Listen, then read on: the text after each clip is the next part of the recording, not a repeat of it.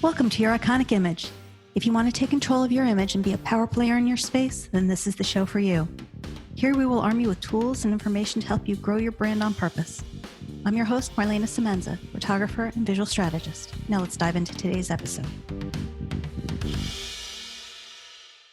Over the past 25 years, Ben Baker has helped his clients tell their stories, enabling them to communicate not only what they do, but why they do it, for whom, and enabling those who listen to understand the value to them. Welcome, Ben. Hey, Marlana, thank you for having me on the show. It is a pleasure talking to you again. Well, so let's talk about telling an effective story, because we all know that we need to tell our story, but how do we make it effective? Where do we even start? Well, the one thing we need to first understand is our story's not about us. It's about the people that we affect. And it's about getting people to listen to us, to understand the value to them, and compelling them to engage or to act or whatever we want them to do. And it's about bringing them into the story, getting them to see it from their first point of view, getting them to understand how that story relates to them. And they can stick with, oh, okay, I haven't done this, but yeah, I've done something similar and I can see how that relates to this. And all of a sudden they internalize it. And when they internalize it, they can recall it and they can retell it in their own words. And that's when a story becomes powerful. When all we do is make it, I did this and I did that and I did the other thing, nobody cares. It's like, I woke up, I made $1 million and I retired. Who cares? Tell me the story that went along with it and tell me the lessons you learned and make it relevant to me, and I'm going to care about it. Mm-hmm. So then what are some good starting points for us? I think the first thing you do is to understand who your audience is, because your story is your story is your story. I mean, let's look at a corporate story. Your brand marketing started 15 years ago. We started for a specific reason. We had specific challenges. We had an idea. We had customers. It evolved, blah, blah, blah, blah, blah. And here we are today. And, we can get into that story, but that's what's relevant. I'm going to tell the story differently to you as I'm going to tell it differently to a CEO, as I'm going to tell it to an operations manager, a technology officer, whoever, because they care about different things. And we need to make it relevant to the person and sit there and say, okay, what are the analogies that I'm going to use that are relevant to this audience that's in front of me? How am I going to make this to a point where they're sitting up and go, oh, I get that. And telling that story differently to different people is what makes it relevant. The theme is the same. The lessons are the same. But, sometimes you're going to make it shorter. Sometimes you're going to make it longer. Sometimes you're going to have more detail, sometimes less. Sometimes you're going to use, this analogy instead of that. But, the goal is to sit there and say, okay, who is this person? What do they care about? What's important to them? What's their frame of reference? Okay, now let's tell the story in a way that's going to be relevant to them and get them nodding. And, I love all that, because even when it comes to photographs, I think people don't realize how important it is to know your audience and what they need to know, and tailor your message and your images, because it all wraps into one package to tell an effective story. And the other thing too, I think a lot of people don't realize the importance of drilling down to tell that story, because let's face it, the internet is a crowded, noisy arena. Most certainly is. You can walk into it and a gazillion people are all shouting at the same time. And the only way that you're going to get your message heard by the right people is to basically, I'm going to say, call them by name. Not that you're necessarily naming them, but if I walk towards you and I keep saying a message that relates to you, it's in effect calling your name. And so that way I'm moving toward you and I'm directing it toward you. And eventually not only will you hear it, but your sphere of influence will also hear it. Yeah, I couldn't agree more. I mean, first of all, your pictures tell amazing stories. Oh, thank you. And how I, visualize those stories and how another person visualizes those stories is different. And how we emotionally connect to story. And I'm sure there's images that I look at and I go, that's okay. And there's pictures I look at and go, wow, that's cool. but somebody else is going to have the complete opposite effect. And Right. that's what's really neat, is that, our stories will affect different people in different ways. Now, let's get back to the crowded effect of the internet. And what, it doesn't matter if it's internet, it doesn't matter if it's, creating an ad or a TV commercial or whatever. You're only going to affect the people that you can affect. There's 7.5 billion people in this world. If you can affect 1/10 of 1% of the world, you've done an amazing job. And you could probably be a billionaire. It's, if you could affect and have 1/10 of 1% of the world sit there and go, oh my God, Marlene is amazing. I need to buy everything that Marlene has got.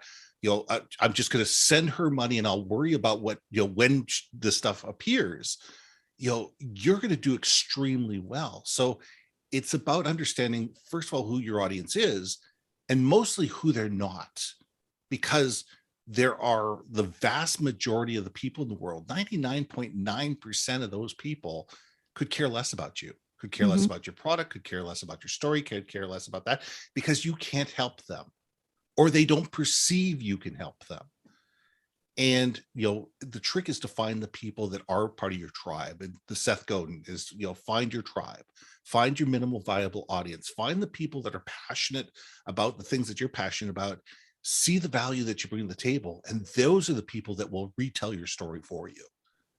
What about the people that say, well, I serve everyone, or I have something for everyone? What would you say to them? Let me be blunt. Everybody with a heartbeat and a Visa card is not your client. When you have that mentality that I serve everyone, that I can be everyone to everybody, you're no one to no one. It's realizing that, to be valuable, to not be a commodity, to not be one of many, to be a quote on a page, you know, to be the person that people sit there and go, Marlana, I know you're $10,000 more than the other photographer, but I don't care. I need you. You're speaking to a very specific audience, and sit there going, these are the people that I can serve. These are the people I add value to. These are the people that I can help. And everybody else, hey, listen, if you want to read my content on LinkedIn, fill your boots. But I know you're never going to buy from me, and I'm not going to pay a lot of attention to you, because I know you are not the people that are going to see the value in what I do. Mhm. If all you are is a commodity, you are easily replaced, you are easily forgotten, and sooner or later, all you are is another quote on three. And maybe you're going to win it on price, maybe you're not, but next time somebody's going to be cheaper and you're going to be out. Yeah. I it's so important not to get involved in that race to the bottom. Mhm. And I think a lot of people are afraid to hear no because they take it as a rejection. And it's Mhm. really not a rejection. It's somebody has eliminated themselves. Either you didn't communicate your value or they have eliminated themselves for the yes. Yeah. So let's dive into the you haven't communicated your value part Right. of it. How do we do that effectively? It's interesting because when I first started off in sales 30 or 35 years ago, I worked for Xerox, and they give you a mentor when you walk in. You get a sales mentor, somebody who walks through and says this. He says, Ben, you're going to need to know the difference between no and not now. No means, you know what? We don't need this. And it's those people, thank you very much. Thank you for not wasting my time. I appreciate it. Now I can focus on somebody else. The not now may sound like a no, but what it is you haven't given them enough reason to say yes. And it's a matter of being able to dive down and realize, wait a second here, can I truly help these people? And have I not done a good enough job myself to give them reason to say yes? Because it's easy for people to say no. It's easy for people to just say, you know what, I've got too much on my plate. There's too much going on. I don't have time to deal with it. I don't have my bandwidth. I've got 1,000 other things on my plate. Yeah, I don't want to look at this. No. And that's easy. But the question is, have you given people reason to sit there and go, wait a second, that could help me. I don't have time for this right now, but that could help me. I'm willing to listen a little bit more. I'm not saying yes right now, but that could help me. And it's a matter of telling that story. And you can't tell your story just once. You need to be able to tell it over and over and over again in ways and little drips. People let people sit there, go, oh, oh, oh, oh, okay. And, that's the trick, is to be able to, realize, what have you missed telling somebody that could be that one relevant piece of information that helps them say yes. And you know what? That's far less about talking and far more about listening. Hmm. When we are dealing with people on the internet, Mhm. how do we effectively listen to them? I'm a big believer of, I spend an enormous amount of time reading other people's posts and responding to other people's posts. It's not just plugging my stuff and just say there, here's another post by Ben, here's another post by Ben, here's another post by Ben. I do that daily. Every single day, I put thought content out in the world. And guess what? I'm one of less than 5% of the world that does that. So when you do that, when you actually are putting consistent thought process out there, you're differentiating yourself. However, the big thing is to be able to sit there and look at people's posts of people that you know and people that you don't know, reading through their posts and sit there and go, wait a second here, I can add value here. It's not another Me Too type comment or yeah, that's cool or whatever. It's like, you know what? Have you thought of things this way? Or, you know what? I had some experience with this and this is what I learned. Or, you know what? I'd like, don't shoot the messenger, but this is what I've seen. And I really don't think you're looking at it the right way. And this is why. And if we can create intelligent conversation by listening to the other person first, reading their stuff and referencing back to it instead of just slamming them on the internet, you know what? We're going to gain their respect. And all of a sudden they're going, who is this Ben Baker? He, over the last month, I don't know who this person is, but they've responded to about 10 of my posts. Maybe I should go look at their profile. Maybe I should go find out who they are. And all of a sudden, this person starts commenting on your posts. All of a sudden, this person starts sharing your information. All of a sudden, this person starts, wanting to connect with you and say, Ben, do you have 30 minutes that we can pick up a phone and have a conversation? And, that takes work. It takes effort and it takes caring.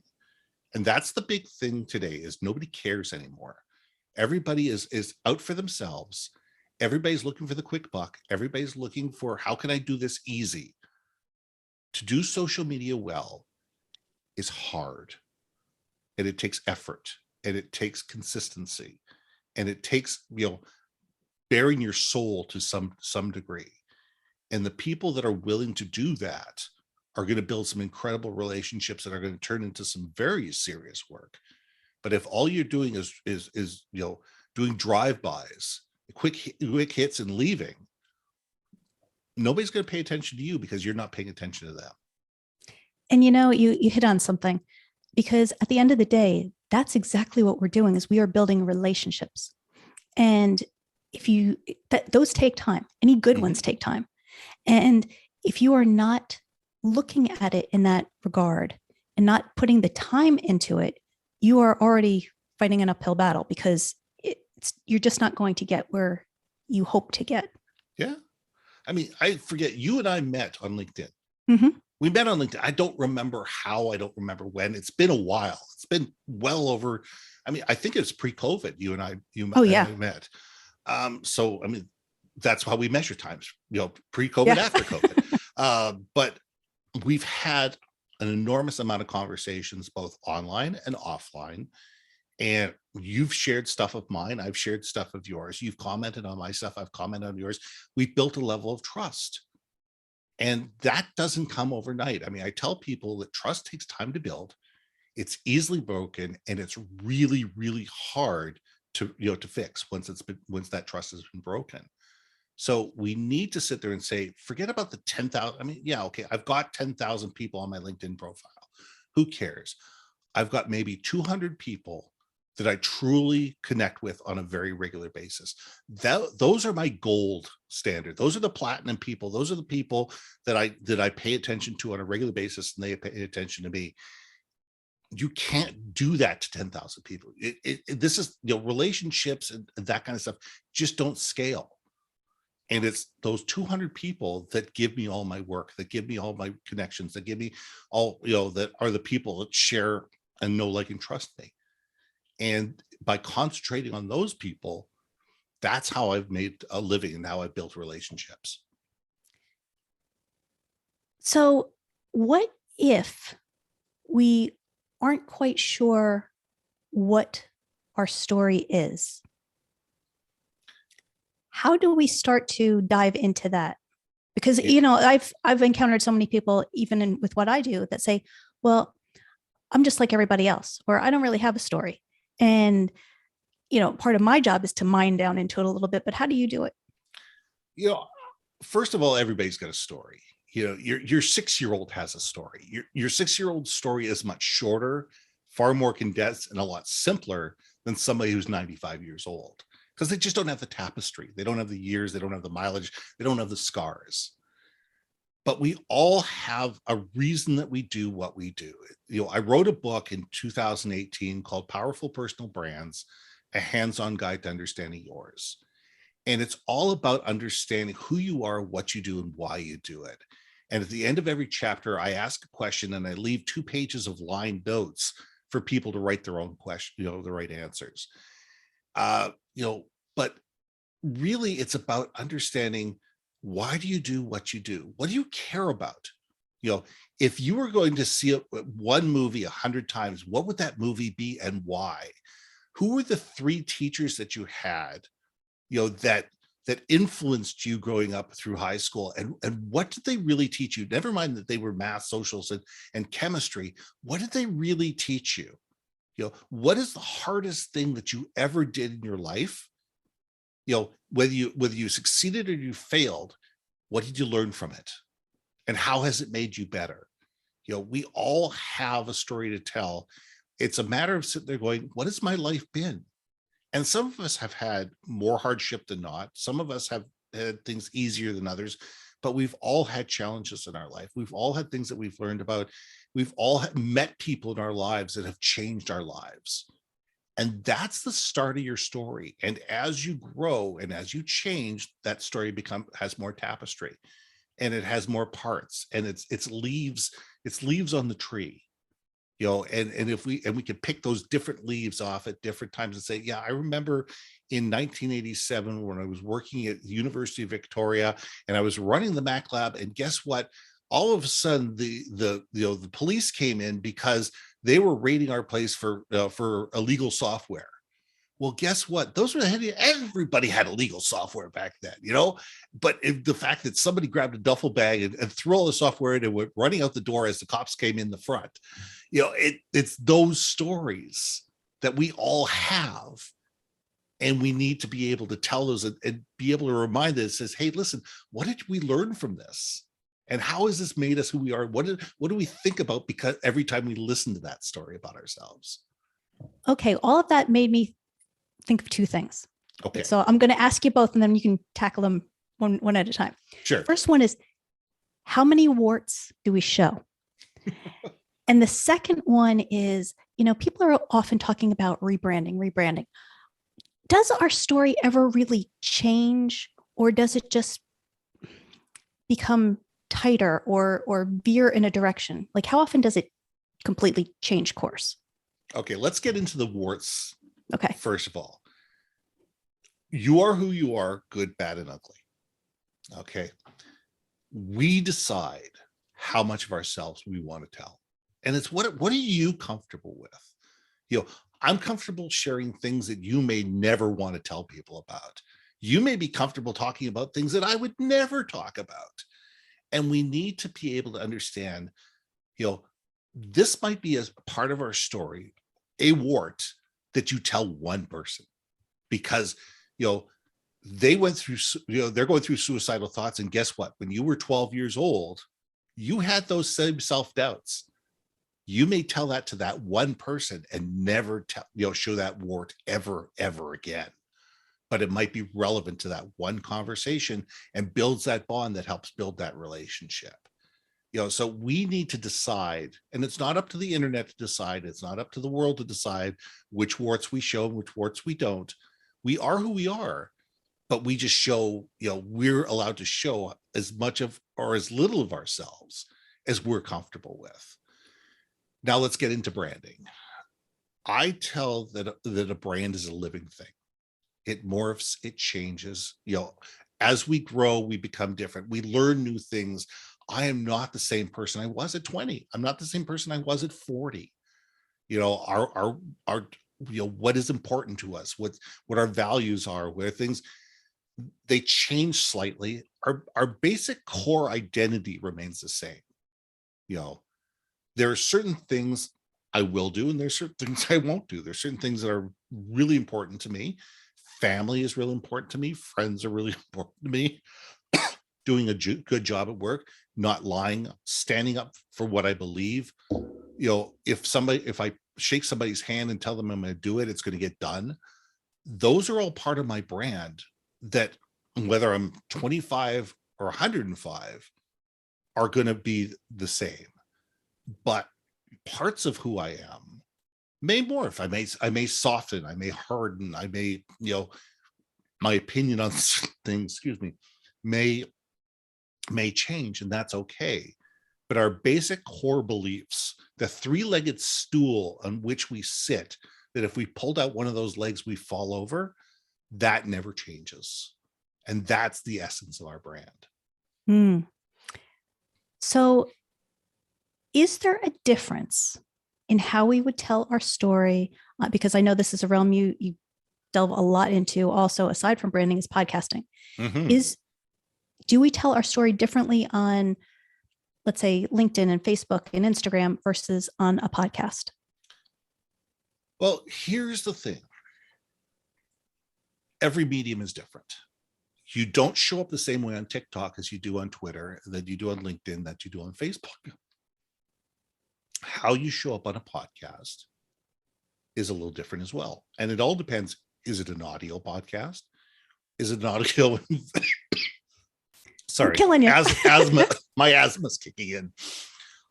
Is it an audio or video podcast?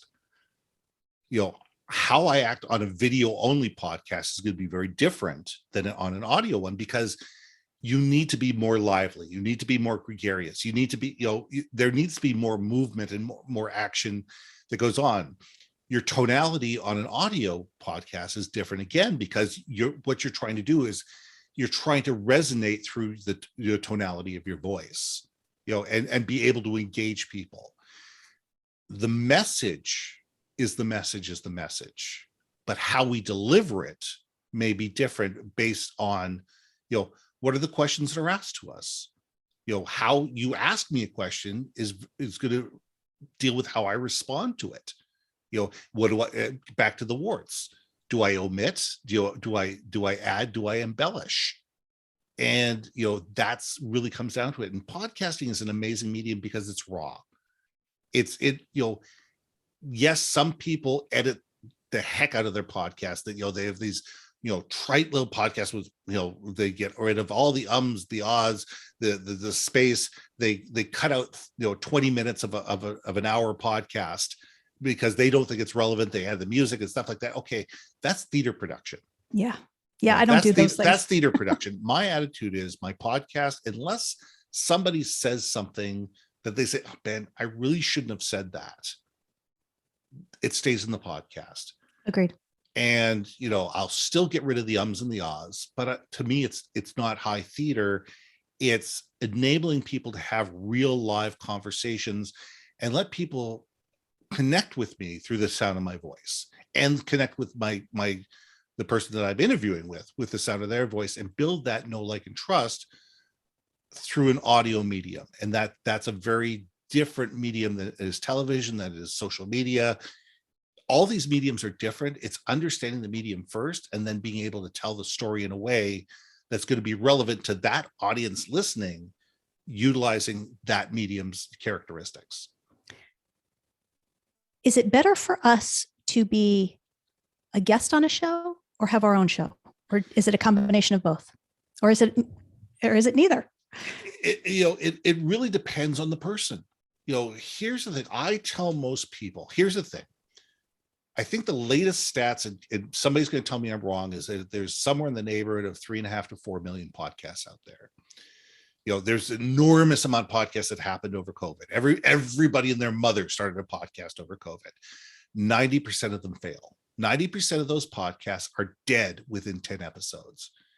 And the reason is because people don't understand the amount of hard work that it takes to be able to put the podcast, finding the right guests, pre-interviewing them, making sure everybody's comfortable, actually doing the interview, the editing, all the show notes, the images that go with it, the social media posts, making sure that all that engagement is dealt with. It's an enormous amount of work. I am over 300 episodes in on the Your Living Brand.live show. That's 5+ years of week in, week out podcasts.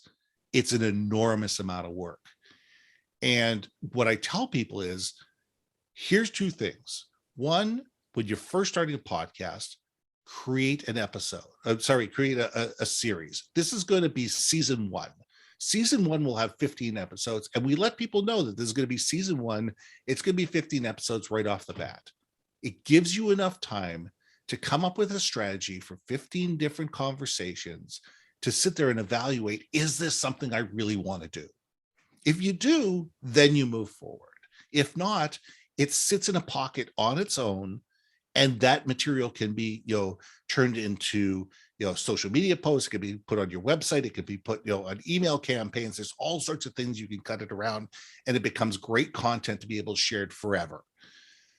However, a lot of people aren't even comfortable with that. And I tell people, before you even go to that point, go be on 10, 15, 20 different podcasts over a period of 3 months and see whether you like it. Mm-hmm. Do you like being on air? Do you feel comfortable in front of a mic? Is this I really didn't know what to say? Or are you just sitting there going, you know what? I'm just telling my story and I'm comfortable with it. And I'm in my pocket. Mm-hmm. And once you realize that this is something that you're in your pocket, and you realize, okay, this is the story that I want to tell, or this is what I want to do. This is the audience I want to do it for. This is why they're going to care. And this is why they're going to share it. Then you can go turn around and create a podcast that is going to be able to do that. But it's a right knee podcast. Don't create a general podcast. Create a podcast on 1957 Chevys and big block engines, or big wheel vehicles, or fly fishing in the Pacific Northwest. Something that is going to sit there and say, all right, I'm not going to have 1 million followers, but I'm going to have 5,000 people that really care about what I care about, and therefore that's an audience that I can not only relate to, but sooner or later going to be able to talk to them about other things that are important, that are relevant both to them and to me, and hopefully help me succeed in business. Because I didn't realize the scope of work when I first started either. Mm-hmm. And it is a lot of work, just like Ben said. One of the things, other than providing value to the people that listen to the show, I realized is that it's the most amazing networking tool. Mm-hmm. Because I get to have a conversation for about a half hour with some amazing people, learn about them. And usually it's our second conversation because I've talked to them prior. And I have made some amazing friends and connections from doing the show, and had some incredible opportunities come up.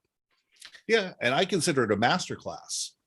Think of it. Every single week, I get a masterclass with somebody that's way smarter than I am in some particular area. Yeah. And I get to ask them questions for free. Mm-hmm.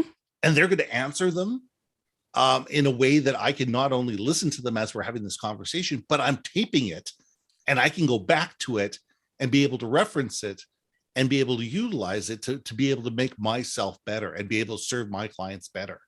So there is enormous value in having a podcast, but you need to be able to understand, it's an amazing amount of work.